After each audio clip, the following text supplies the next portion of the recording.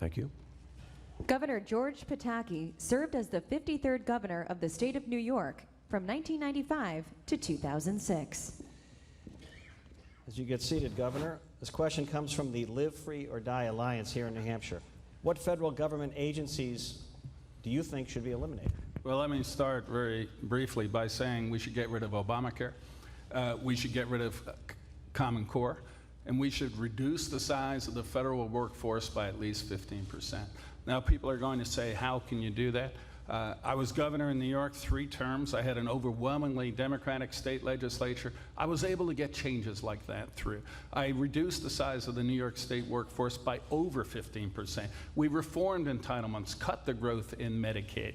We changed the welfare system. When I left, we had over 1 million fewer people on welfare than when I took office. So we have to shrink the size of the federal government. One program I'd repeal is Obamacare. And by the way, to do that, we're going to have to get Democratic votes. We haven't even been able to send repeal to the president for his veto. I will work to get Democrats to support our conservative policies. I did that in New York. Do you believe that the Affordable Care Act can really, politically, honestly speaking, be repealed? Not only what entitlement programs been repealed? Not only can it be repealed, I think it has to be repealed. It's just going to get worse and worse. Not only is it hurting health care for Americans from all across the economic spectrum, it is also one of the reasons our economy is not growing. I can't tell you the number of employers I know who said we're going to keep our workforce down below 50, so we're out from under Obamacare.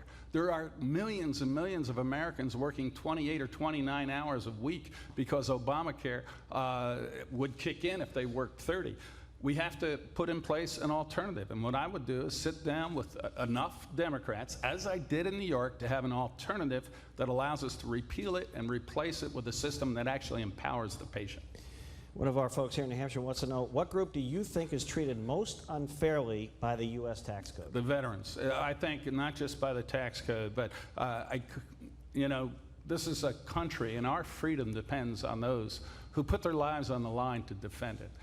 And to have a health care system for our veterans that denies them service, where as many as 1/3 of those waiting in line for treatment have died before they even get there, and then an administration that lies about it is completely wrong. So we have to reform the health care system for our veterans. We also have to do more for their mental health. But on the tax code, the biggest single killer there is for manufacturing.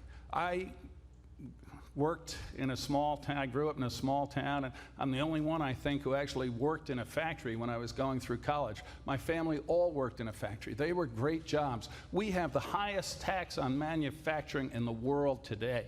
We have the worst regulatory climate for manufacturers today. We have to lower the tax burden. I would pass a law having our manufacturing rate the lowest in the world. That would allow our great workforce to compete and create jobs. And by the way, Jack, despite the bad federal policy on manufacturing, while I was governor, we were able to get over $20 billion in private sector investment in building computer chip factories in upstate New York. Great jobs.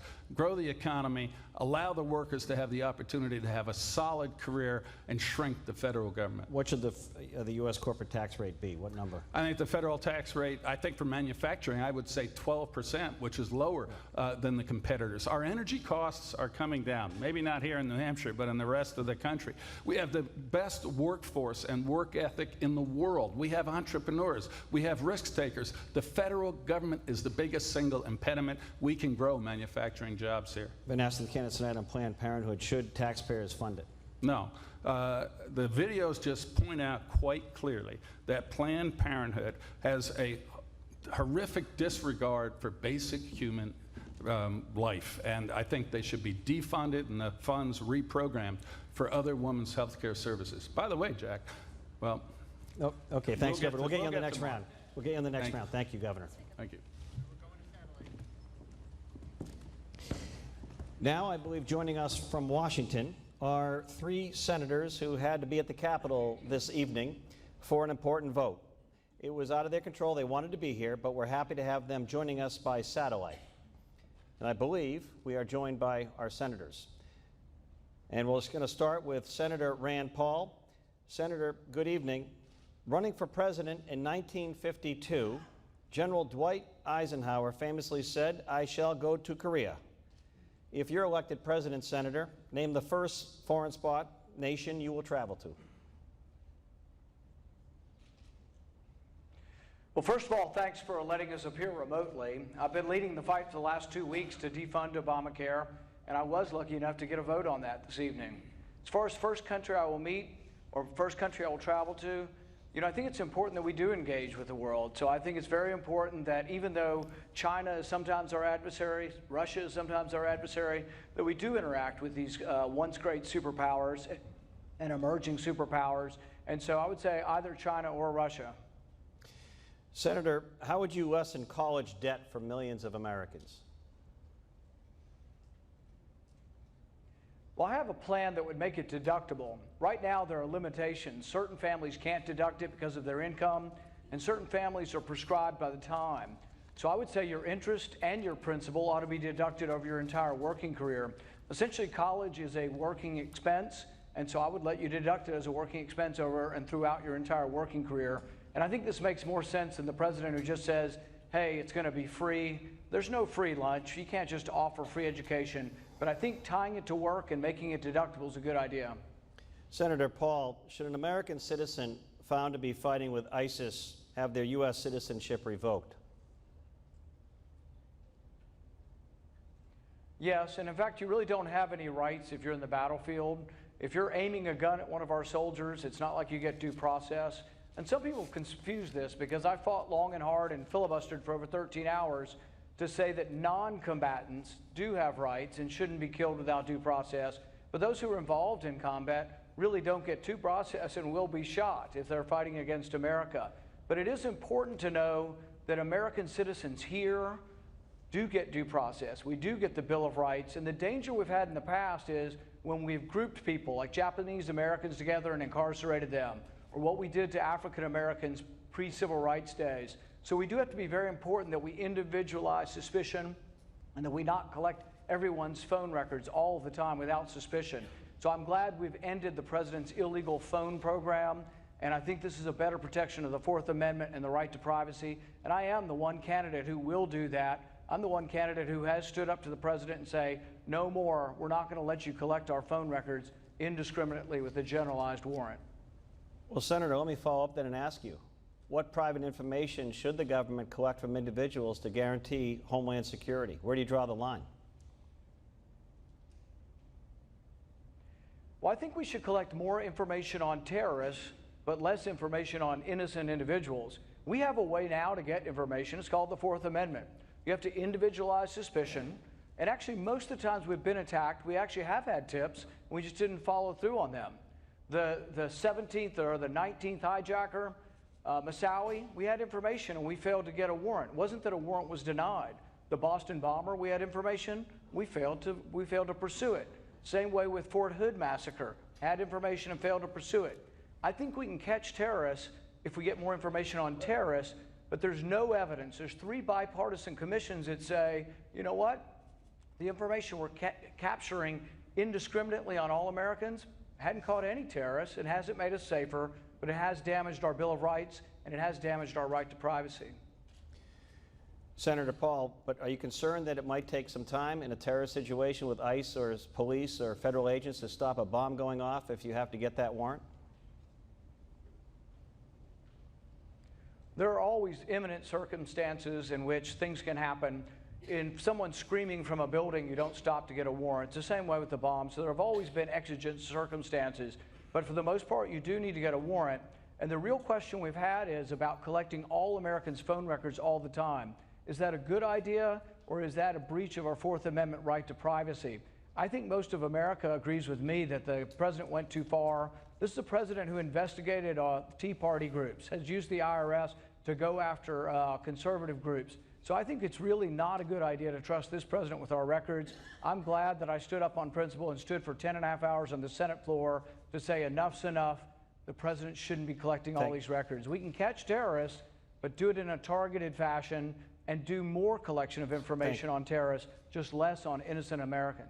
Thank you, Senator. My next question is for a colleague on your left or right, Senator Ted Cruz. Governor Jeb Bush served as the 43rd governor of the state of Florida from 1999 to 2007. Governor, is America doing enough now to prevent another major terrorist attack on U.S. soil? And what security steps are we failing to take? Well, I think we've let our guard down a little bit. It's typical. It happens when you have an attack on our country, like happened in 9/11. We united, we responded, we created, I think, a security apparatus that kept us safe. And over time now, concerns about civil liberties and other things have come into the forefront. And I think we need to reinvigorate this. I think Senator Graham is absolutely right. This is a war against Western civilization. These are barbarians.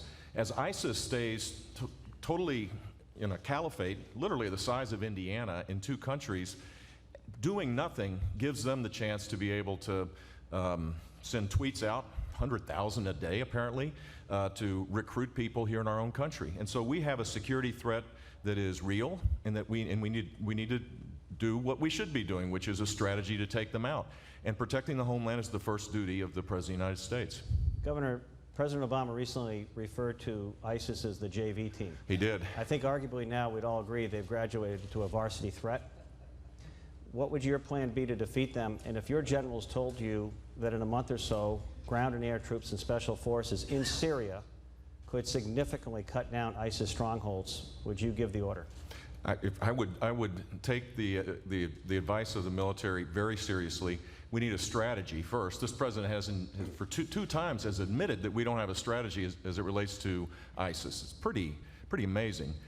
Yeah, I think we need special forces. The idea of boots on the ground, I'm not sure that's necessary, but special forces, embedding our troops and our trainers with the Syrian Free Army, training them at a much faster rate. We've spent $500 million to have 60 people ready to go. I mean, this is absurd. If this is a serious effort, then we need to treat it seriously. And so engaging in the world, creating alliances with our traditional Arab nations that see this threat directly, supporting it with air power and military power, and creating a strategy and sticking with it. The final thing I'd say is that there needs to be a political element of this as well. If the United States isn't trusted because no one has a sense that we're going to be around, then it's really hard to engage with the Turks, the Jordanians, the Emiratis, the Saudis. They're not going to make the commitment. Governor, you said to me behind stage when we met that you started today in California. Yeah. It's a big country, hard job running for president. You've been out of office for quite a while, and even your colleague Senator Rubio speaks highly of your time as Florida governor. What compelled you to run? I think we can grow our economy at 4% instead of this anemic 2%. You think we can get to 4% absolutely. GDP? Yeah, and the fact that Paul Krugman disagrees with me warms my heart. The fact is we can grow at that rate. It will require fixing a few really big complex things.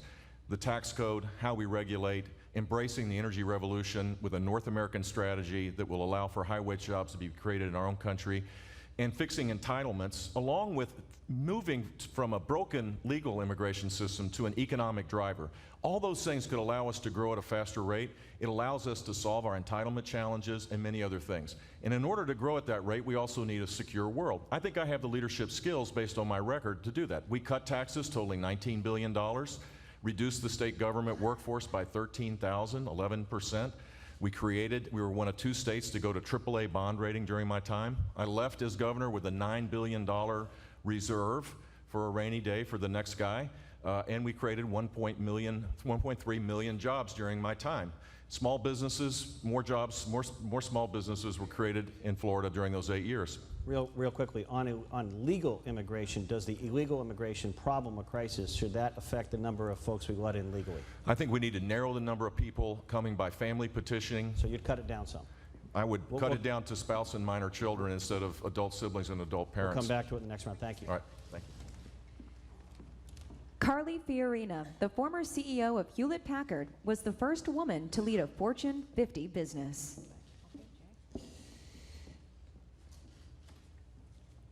It's kind of a personal but a professional question. You've been in both, well, you've run for office, but you were top 50 CEO. I've had you on my show. You've talked a lot about your business background, humble start. But one of our people who submitted this wants to know, what's the least popular action you've taken as a leader, and what did you learn from it?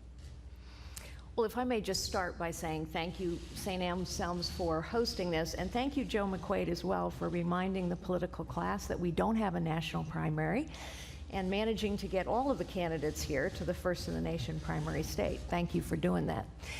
I think one of the most difficult decisions you have as a leader is to challenge the status quo, whatever the status quo is. The status quo in any system, in a business, in a bureaucracy, and especially in Washington, D.C., is powerful because people who have benefited from the status quo want to preserve the status quo.